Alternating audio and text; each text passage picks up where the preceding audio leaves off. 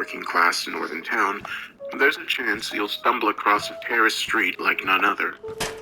I say there's a chance, but in reality, it's a slim one. That's because, technically speaking, Purgatory Street does not exist. At least, not in our plane of existence. You won't find it on any maps, and none of the locals will speak about it with outsiders. There are only whispers of its existence in the back rooms of working men's clubs, bingo halls, and greasy spoon cafes. It's taken on a life of its own, however, becoming an urban legend across the towns and cities of the north, with rumors eventually reaching people like me through obscure internet forums. I regard myself as an amateur urban explorer and paranormal investigator. Most of my family and friends say I have too much time on my hands, and I'm wasting my life chasing after ghosts and ghouls in abandoned buildings and dark country lanes. And after years of dead ends and disappointments, there were times I thought of giving up my unusual hobby, but then I walked the street, and my life changed forever. I would like to say there's some set of rules or magic formula you can follow to visit the street. If there is such a way, nobody's ever been able to identify it. In the real world, the location is wasteland, a gravel-covered empty lot plagued with weeds, rats, and assorted rubbish. It's unclear who owns the land. My car. The council has nothing to do with the site, and no private developer has ever tried to build on it. When you ask the local residents about the land, you'll receive a stony response. It's as if there's a conspiracy amongst the residents to keep this dark secret from the outside world. And they will react with hostility whenever someone like me comes around and starts asking questions. There's no set time and date when you can turn up, and the wasteland magically transforms into the paranormal street of legend. Some say that the street chooses you, only allowing a select few to walk its cobblestones. In any case, 999 out of 1,000 times, you'll visit the location and find nothing but weeds and piles of dumped rubbish. But despite the numerous disappointments over the years, I kept on returning. I guess there was something pulling me back to that place, and in the end, my persistence was rewarded. But, as the old adage goes, you should be careful what you wish for, because you just might get it. It was almost midnight on a cold Saturday evening when the street finally opened up to me. I almost didn't go that night, as I was exhausted after working a double shift at my day job, but I still braved the elements and dragged myself out to the site. And when I saw it, my heart almost jumped out of my chest. The strip of wasteland was gone, inexplicably replaced by 2 rows of red brick terraced houses set along a street paved with old-fashioned cobblestones and dimly illuminated by gas lamps. It was as if I was looking back in time, casting my eyes upon a working-class street of the industrial era. But this wasn't what concerned me the most. The entrance to the street appeared as a transparent, liquid-like portal, a doorway to another dimension or plane of existence. I stood there in astonishment for some time, barely believing my eyes as I realized I was looking upon another world. I was briefly distracted by a sound, so I turned around, looking across the real street where I stood and seeing a young couple staggering along the pavement, presumably returning home after a night out. They looked at me suspiciously, whispering and snickering at each other as they passed. I realized that they couldn't see what I could. Otherwise, they would have reacted very differently. This vision was only meant for me. I waited until the drunken couple had disappeared from sight before turning back towards the mysterious street. For a moment, I was unsure how to proceed. The accounts I read from the few who'd claimed to have visited Purgatory Street were typically vague, and so I wasn't clear on how one would enter and exit the supernatural realm. The membrane, or whatever it was, looked inviting, but appearances can be deceptive, and I didn't know whether I could safely cross over and make it back again. Part of me felt like turning around and leaving. I had seen that Purgatory Street did exist after all, and perhaps this was enough. But no, I'd come this far, and I knew I couldn't give up now. So I took a deep breath and stepped forward, cautiously lifting my arm and putting my hand through the membrane, watching in astonishment as the surface rippled like a pond of water broken by a dropped pebble. I saw my hand on the other side, relieved that it was still connected to my body. Reassured, I continued to walk, submerging my entire form in the liquid membrane. For a second, I couldn't breathe, and so I feared the worst, but then I emerged on the other side, stepping out onto the cobblestones of Purgatory Street. Relieved, I breathed the air, sensing that it was somehow different to my world, but not really understanding why. Still, it was a case of so far so good. But now I had crossed over, and I needed to make sure I could make it back. Without turning around, I took a step backwards, and then another, once again passing through the portal before finding myself back on the real street in the mortal realm. I was afraid that I wouldn't be able to return, but thankfully this wasn't the case, as I could step across and back without any problem. And so, after all these years of trying, I had finally discovered something extraordinary. I was very excited, but also nervous, not knowing what lay before me or how long the portal would stay open.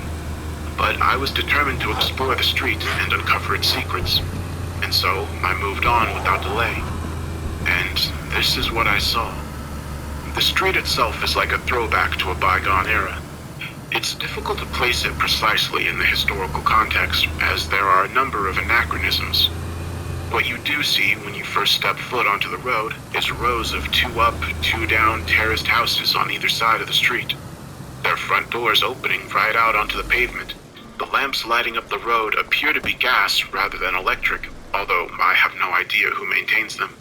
In addition to the houses are 2 establishments of note, a corner shop and a backstreet pub, the types of small businesses that are sadly disappearing in the modern world. At first glance, the street has a quaint and almost idyllic appearance, but as you've probably already guessed, this small community holds many dark secrets. As I've already explained, the top of the street is a portal leading back to our world. The other end, however, well, that was something of a mystery. When I looked down the road, I saw a thick mist beginning just after the last set of gas lamps. It formed a thick membrane that I couldn't see through, and it was disconcerting to think about what lay on the other side of the fog. But this was a problem for later. I walked cautiously down the dimly lit street, feeling increasingly uneasy as I progressed. I had the feeling that I was being watched by hostile eyes, and when I looked to the windows of the houses, I swore I could see dark outlines of shadowy figures standing just behind the curtains. I jumped when I saw a set of curtains twitch and a face emerge from the darkness. A ghostly white, almost inhuman face with black, shark-like eyes staring at me. I recoiled in horror, but couldn't look away. It was as if those devilish eyes were holding me in a trance, and against every instinct in my body, I found myself slowly walking towards the window, listening intently as the creature whispered softly through the glass. It repeated the same line over and over, its red lips emitting a low, unnatural voice. You don't belong here. You don't belong here. You do not belong here. It screamed so loudly the third time that I fell backwards onto the cobbles, landing heavily as the creature cackled cruelly at my misfortune. I glanced at the portal entrance and for a moment considered fleeing back to my own world, but I didn't. In the tales I had heard and read, paranormal realms such as these were often protected by a harbinger, a supernatural entity tasked with scaring off visitors from the mortal world. They would go out of their way to frighten the likes of me, but the stories say that they can't do us any harm. I hoped the accounts were correct, and summoned the courage to stand up and face the beast. Leave this place. No, I replied defiantly. Not until I'm finished. It reacted with anger, its eyes widening and fangs exposed as it hissed like an angry cat. For a moment, I thought I'd made a terrible mistake, as I imagined the beast smashing through the thin glass and devouring me right there on the cobbles. But instead, the creature retreated, snarling once again before it disappeared behind the worn curtains. I breathed a sigh of relief as I turned back to the streets, reacting with surprise when I saw 2 figures standing on the pavement, watching me closely. They were 2 elderly ladies, dressed in heavy winter coats and with shawls covering their heads. Their hair was white and their skin wrinkled, but the ladies had eyes filled with expression and intelligence. I noted how both carried wicker shopping baskets covered with kitchen towels, and they stood on the pavement outside the doorway of number 7. Good for you, son. Called out the woman on the right. Good on you for standing up to that vile thing. It's high time he got taken down a peg or two. I soon realized she was talking about my encounter with the entity in number 3, and wondered what she knew about it. But part of me was afraid to ask. Thanks, I muttered as I cautiously walked across the cobbles toward them. Both women seemed friendly enough, greeting me with smiles and waves. However, this was far from a normal situation, and I suspected the old ladies were not what they appeared to be. Nevertheless, I had embarked on this quest knowing the risks, and had a feeling these women could provide me with some answers. I'm Mavis, and this is Alice. Nice to meet you, young man. I nodded my head and smiled thinly. Good to meet you both. Do you live on the street? I inquired. Mavis laughed before replying. Oh yes, young man. We've lived on this street for a long, long time. Not much happens around here without us hearing about it. I nodded my head in understanding. Mavis and Alice reminded me of the neighborhood gossips, the types who would always be standing on the street corner and watching all the comings and goings. You're not from around here, son, are you? Asked Alice, even though she surely already knew the answer to her question. No, I replied hesitantly. I'm from back there. I pointed towards the portal at the top of the street, wondering if they could see what I saw. Alice nodded her head in apparent understanding. Ah, you're from the other side. It's been a long time since we've had anyone visit from over there. I expected follow-up questions, but instead, Mavis and Alice shared a look, and I saw a terrible sadness in their eyes. A tense pause followed before I broke the silence. So, do you like living here? It was a stupid question, but evoked a response nonetheless, as both women began an animated conversation while almost forgetting I was there. This used to be a nice street. Not anymore. Alice exclaimed, her old eyes lighting up with a mixture of passion and anger. There was a time you could leave your doors unlocked and walk alone after dark. No longer, I'm afraid. Oh yes.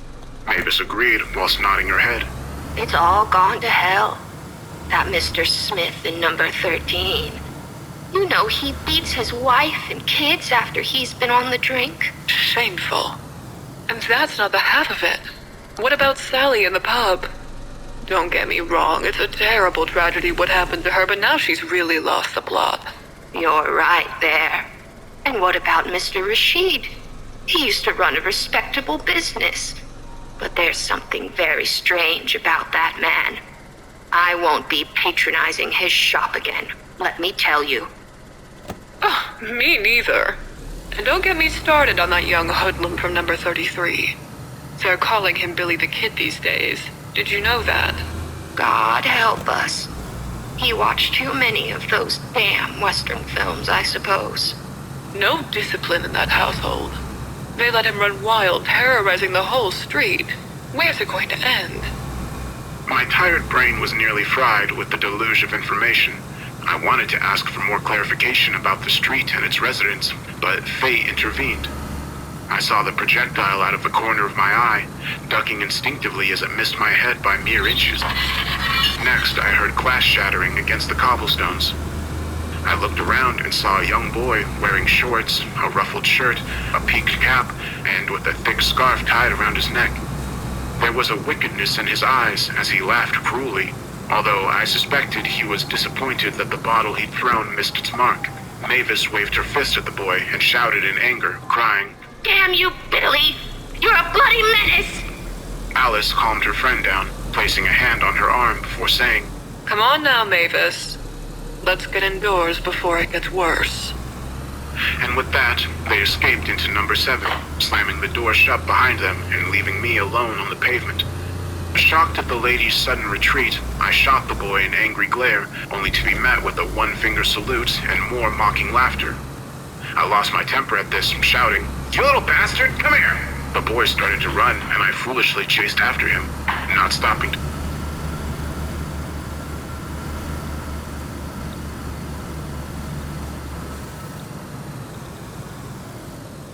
Oh. Looks like we had a power situation here. We'll return.